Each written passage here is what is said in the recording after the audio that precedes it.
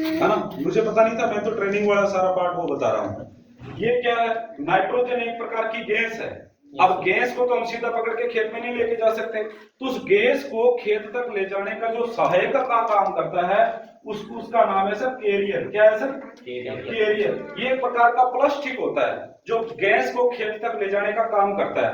अब हमने यूरिया को खेत में डालना चालू किया तो एक प्लास्टिक की परत बननी जमीन पे चालू हुई, और इस प्लास्टिक की परत ने क्या किया, धीरे धीरे जमीनों को सख्त करना चालू हो गया। आप देखो, जो जमीन हमारी 40 साल पहले नरम थी, आज वो पत्थर हो रही है कि नहीं हो रही सर? धीरे धीरे इस यूरिया डीएपी के प्रयोग से जमीन के जो सूक्ष्म जीव बैक्टीरिया थे वो आज खत्म हुए कि नहीं हुए सर? अब जब खत्म हुए, जो हमारे मित्र कीट खत्म हुए, तो इस फसल पे बीमारी आना चालू हो गई सर। क्या आई सर? बीमारी। अब जब बीमारी आई तो फिर साइंस ने क्या बोला, अब आपको कीटनाशक का प्रयोग करना पड़ेगा। हमने फिर कीटनाशक का छिड़काव करना चालू कर दिया, और धीरे धीरे पूरी जमीन की इम्यूनिटी को हमने खत्म कर दिया। अच्छा, शरीर की इम्यूनिटी खत्म हो जाए तो बीमारी ज्यादा लगेगी कि नहीं लगेगी सर? वैसे ही हमने जमीनों की इम्यूनिटी को खत्म कर दिया, और हमारे फसल में आज लगातार बीमारियां बढ़ती जा रही है सर। अब इसका समाधान क्या है? इसका समाधान है सर जैविक। हमारी जमीन में वापस वो बैक्टीरिया पैदा हो, हमारी जमीन में वापस वो मित्र कीट पैदा हो, तो ये जमीन वापस बच सकती है। नहीं तो साइंस ये बोल रही है कि आने वाले 30 से 40 साल के अंदर भारत की 65% जो जमीन है वो बंजर हो जाएगी सर, उसमें अनाज उत्पादन नहीं होगा। और आज भी हमारे इस गांव की जमीन 65% बंजर है, वो उत्पादन नहीं दे रही। हम उसमें उत्पादन लेने का प्रयास कर रहे हैं सर। Yes sir.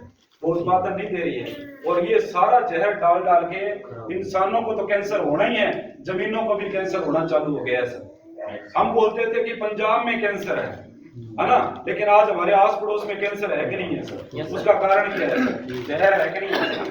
पंजाब में एक जमीन है, उस जमीन की तारबंदी की हुई है, और उस पे लिखा हुआ है कोई भी इंसान इस जमीन के अंदर प्रवेश नहीं करे। तारबंदी इसलिए की है कि कोई जानवर भी उसमें प्रवेश नहीं करे, क्योंकि उसमें इंसान या जानवर घुस गया तो उसको 100% कैंसर हो जाएगा। इतना केमिकल उस जमीन के अंदर आ चुका है सर। Yes sir. और आने वाले टाइम में जो इंसान 100 साल का था, 50-60 साल में तो आ गया सर। Yes sir. है ना। दादा पोते को मुंह देखता था, खिलाता था, है ना, दादा पोते को पहचानता था, लेकिन आज युवाओं में बच्चा पैदा करने की भी क्षमता नहीं है सर। सही कह रहा हूँ, गलत कह रहा हूँ? yes, sir. आज ना तो दादा पोते का मुंह देखेगा, ना पोता कभी दादे का मुंह देखेगा। वो फोटो में देखेगा कि ये फलाना तेरा दादा हुआ करता था। yes, क्योंकि उम्र हमारी कम हो रही है कि नहीं हो रही सर? समाधान करना चाहिए कि नहीं करना चाहिए सर? Yes sir. हरी संजीवनी सर इसको उपाय इजराइल टेक्नोलॉजी से ये बना हुआ है सर, और 1.5 बीघे का ये प्रोडक्ट है। 4 प्रकार का इसके अंदर ट्रीटमेंट है। मैं थोड़ा शॉर्ट में ही आपको बताने का प्रयास कर रहा हूँ। और सर का क्या नाम है सर? लखविंदर जी। लखविंदर जी, कब से इसमें प्रयोग किया आपने? किया था। ठीक है। अब इसमें 4 प्रकार के ट्रीटमेंट है।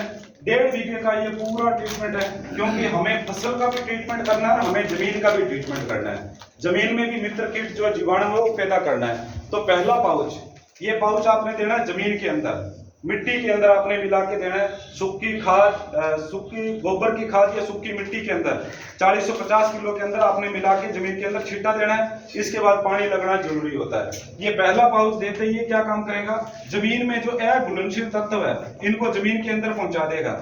लगातार इसके प्रयोग करने से आपकी जमीन में बैक्टीरिया पैदा हो जाएंगे, मित्र कीट पैदा हो जाएंगे, केंचुए आने चालू हो जाएंगे। तो ये धीरे धीरे जमीन को सॉफ्ट करना चालू कर देगा, और जमीन में मित्र कीट होंगे तो आपकी बीमारी जमीन में धीरे धीरे कम होना चालू हो जाएगी। इसको घेरने के बाद आप देखोगे दोनों खेतों में आप पानी लगाओ, एक में हरी संजीवनी दिया, एक में नहीं दिया, दोनों में पानी लगाओ, लेकिन हमारे वाला जो ये खेत है ये जल्दी पानी को पी जाएगा, आपके जमीन के रोम छिद्र खोल देगा, और जमीन आप पानी जो गहराई तक जाएगा तो आपका खेत जल्दी पानी की डिमांड नहीं करेगा सर, है ना। वो नीचे नमी को बना के रखेगा। आज अगर आप पौधा उठा के देखते हो ना, तो आपके पौधे का नीचे जड़ें यूं रहती है, गुच्छा होके रहती है, क्योंकि जमीन सख्त है तो पौधे की जो जड़ें हैं वो गहरी नहीं जाती। लेकिन आरसीएम वाले हरी संजीवनी का पौधा देखोगे तो इसकी जड़ें, जमीन में जड़ें जो है वो गहरी और सूक्ष्म जड़ें इसमें ज्यादा होगी सर। तो ये पहला पाउच हुआ। दूसरा, इंसान और फसल दोनों का जीवन बराबर होता है। इंसान माँ के गर्भ में जाता है गर्भावस्था, जो बीज हम बिजाई करते हैं वो गर्भावस्था, पौधा जमीन से बाहर आता है बचपन अवस्था, इंसान जवान होता है और फूल जब फसल फूलों में आती है तो जवान अवस्था, इंसान बूढ़ा होकर मरता है, फसल बूढ़ी होकर मरती है होती है वृद्धावस्था। 3 अवस्था 4 अवस्थाएं होती है।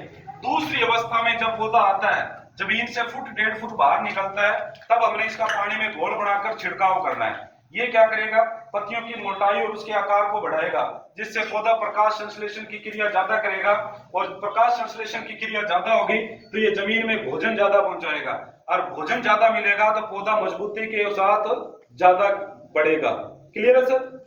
तीसरा प्रयोग हमने करना है जब फसल फूलों पे आ जाए, जवानी पे आ जाए। हमने देखा है कि कई बार जब फूलों पे आती है फसल तो उसके फूल ड्रॉप होने चालू हो जाते हैं, होते हैं ना, है ना, और फिर हम दवाई लेके आते हैं कि तुरंत क्या दवाई छिड़को नहीं तो फूल सारे झड़ जाएंगे। अब फूल पौधा क्यों छोड़ता है, क्योंकि उसमें ताकत नहीं है उनको रोकने की, तो वो उतने ही फूलों को रोकता है जितनी उनको क्षमता है फल में बदलने की, बाकी फूलों को वो छोड़ देता है। तो उस टाइम उसे ज्यादा पोषक तत्वों की, ज्यादा खुराक की आवश्यकता होती है। तो ये तीसरे पाउच का आपने उस वक्त प्रयोग करना है जब फूलों पे आ जाए। इससे आपकी फसलों में शाखाएं ज्यादा बढ़ेगी और फल का साइज एक रहेगा। आपने देखा नरमे में नीचे टिंडे का साइज बड़ा होता है लेकिन ऊपर टिंडे का साइज छोटा हो जाता है, क्योंकि पौधा ऊपर तक पूरा भोजन पहुंचा ही नहीं पाता, तो ऊपर वाला फल जो है छोटा रह जाता है। लेकिन जब इसको घेरेंगे तो आपका फल का साइज एक रहेगा, शाखाएं ज्यादा बढ़ेगी, फूल ज्यादा रुकेंगे तो फल भी ज्यादा लगेंगे। चौथा पाउच, जब हमारी फसल पकाव पे आ जाए, हमने कई बार देखा है जब फल पे फसल आती है तो पत्तियां पीली पड़कर झड़नी चालू हो जाती है। ऐसा होता कि नहीं होता सर? फल तैयार नहीं होता, पौधा अपने आप को खत्म करना चालू कर देता है। वो इसलिए होता है कि पौधे में ताकत नहीं होती, इधर फल लग गया, अब पौधे का काम है कि मैं फल को पकाऊं, लेकिन मेरे पास भोजन नहीं है, तो पौधा क्या करता है, पत्तियों की तरफ जाने वाले भोजन को फलों को देना चालू कर देता है। अब पत्तियों को भोजन नहीं मिलता, फल तैयार होता है लेकिन पत्तियां पीली पड़कर झड़नी चालू हो जाती है। लेकिन जब आप चौथा पाउच का पानी में घोल बना के छिड़काव करेंगे तो आपकी पत्तियां भी हरी भरी रहेगी, पौधा भी हरा भरा रहेगा, फल भी पूरी तरह से तैयार होगा, और पूरी तरह से फल तैयार होने के बाद पौधा अपने आप को खत्म करेगा। ये सर 4 प्रकार के ट्रीटमेंट है। पहला आपने जमीन में देना है, 3 प्रकार के जो ट्रीटमेंट है अलग अलग अवस्था में पानी में घोल बना के इसका छिड़काव करना है। ये चारों ट्रीटमेंट 1.5 बीघे का है सर। कितना सर? 1.5 बीघे का। किसी भी फसल में करें, गेहूं में, कपास में, नरमे में, किसी भी फसल में आप कर सकते हैं। और उसके बाद इसमें 4 ट्राली गोबर